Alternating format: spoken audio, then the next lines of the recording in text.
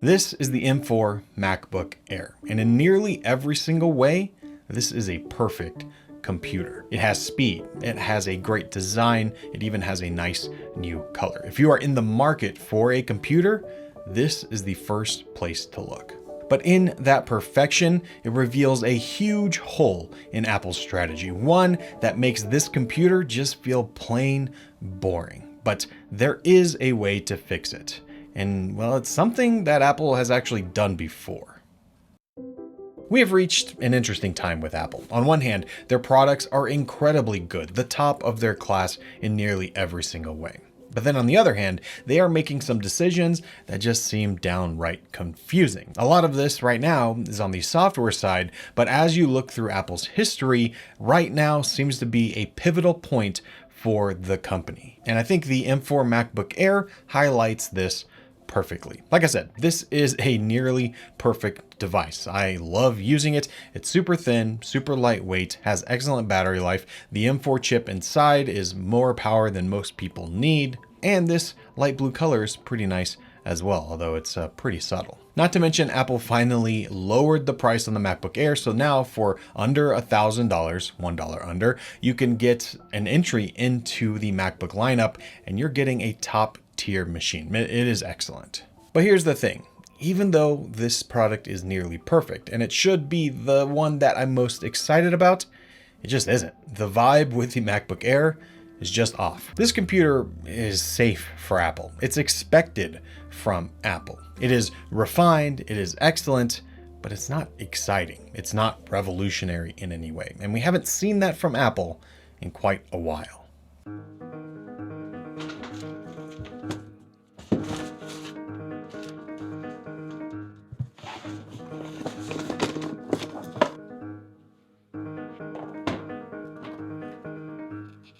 This is the original MacBook from 2006. This, in a lot of ways, was a huge step for Apple, and it's really when Apple started to take off in the laptop business. They had this, they had the MacBook Pro, both very different computers, but for very different people.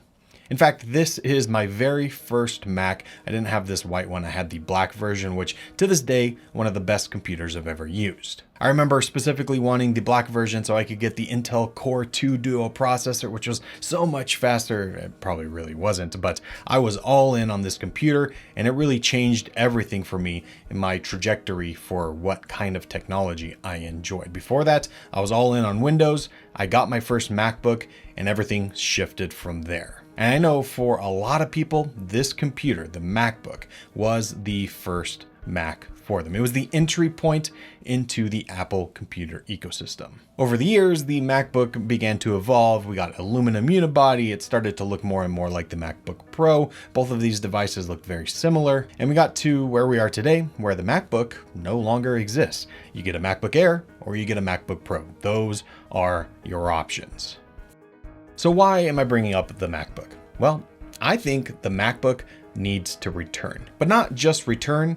At the same time, it needs to reshape the MacBook line as we know it. And I think the best way to do that is to take the current MacBook Air and rebrand that as a MacBook.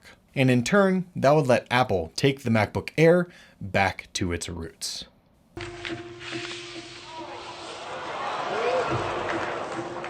This is the new MacBook Air.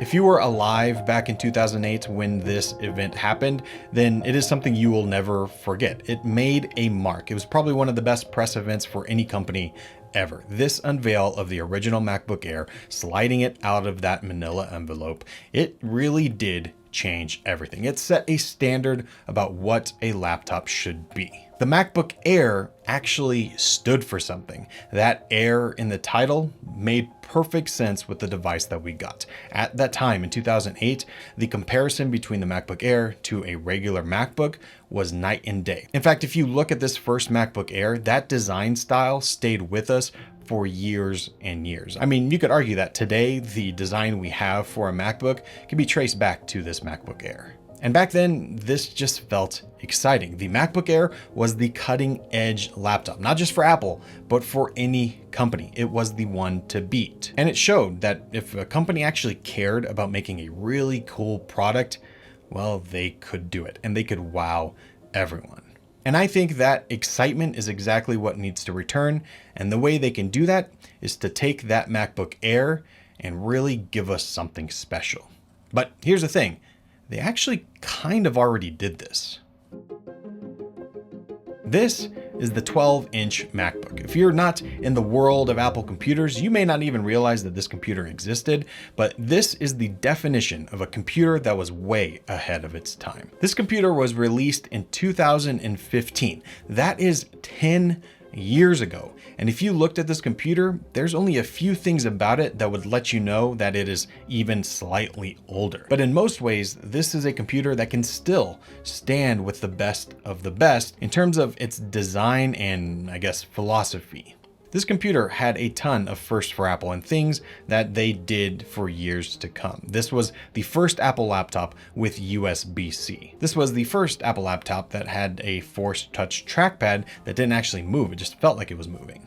This is the first time Apple went to that slim keyboard design. And this is also the first Apple laptop that got rid of the glowing Apple logo, which maybe you didn't know existed, but those were cool and they went away. And to this day, we don't have those anymore. And not only that, I mean, this laptop, it is just plain cool. I mean, just look at it. And I'd wager to say that if you took the M4 MacBook Air, the one we just got, and showed it next to the 12-inch MacBook, I'd say most random people would say that the M12 MacBook is the newer, more advanced computer. But the interesting thing is that when this was announced, it was announced as a MacBook, even though clearly this seems like it should have been the new version of the MacBook Air. But the issue is the MacBook Air line seemed to have turned into the budget line, the line that you got because you wanted the cheapest option but still wanted a Mac. And so Apple had to innovate in the MacBook, even though the naming scheme made not as much sense. Now, this computer didn't really last all that long. It was a very flawed device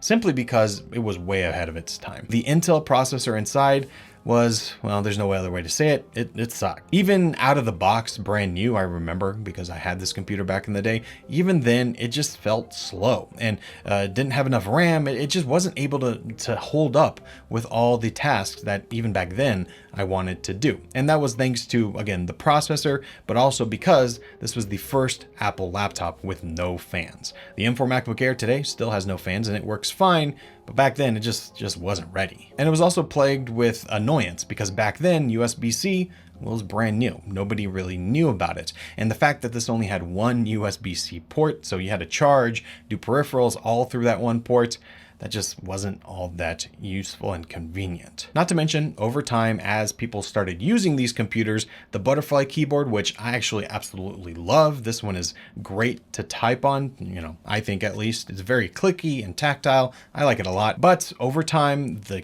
butterfly keyboard just started to have issues. If it got even a little bit of dust underneath it, it would stop working. And well, it was a big issue that they brought over to the MacBook Pro as well, and eventually just led to them abandoning the butterfly key switch altogether. But if you look at this 12-inch MacBook and, you know, think about what Apple is doing today, it actually makes more sense now. This computer would probably thrive in today's ecosystem. Throw an M series chip in this and it's going to fly. And the reason we know this would probably work is because now we have iPads that have M series chips in them and they're super thin, they don't have any fans, and they work just fine. In fact, they work incredibly well. Plus, USB-C is much more ubiquitous now, so, you know, transferring over wouldn't really be an issue. And in this day and age, they would probably add back MagSafe just to give you a charging port and a data port. Throw in some slimmer bezels and a notch, and I'd say that you would have a brand new, sleek, updated MacBook Air that actually lived up to the MacBook Air name.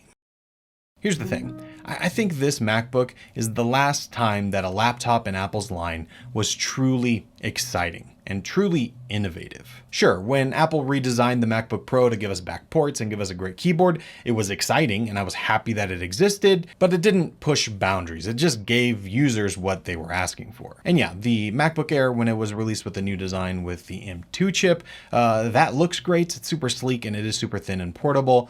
but it's not really exciting. And that's what I think Apple is missing in a lot of these legacy devices. The MacBooks have been around forever, iPads have been around forever, and iPhones have been around forever, and they're just getting kind of boring. But luckily, it seems Apple is at least considering switching things up a bit. I mean, when the new iPad Pro came out, it was super thin and sleek. We've got rumors of the iPhone 17 Air coming that is going to give us a new design that Apple has never done before. That is going to take what the iPhone is to kind of the next level, hopefully, or make it at least very unique. And well, I just want to see that come to the MacBook line. They have these incredible M series chips that let them push the boundaries of what the design is going to be. And I think it's time for them to take advantage of the flexibility they have now that they are in full control. So yeah, I think the MacBook line in general needs to be reworked. I think the MacBook needs to come back, and I think the Air needs to start innovating again.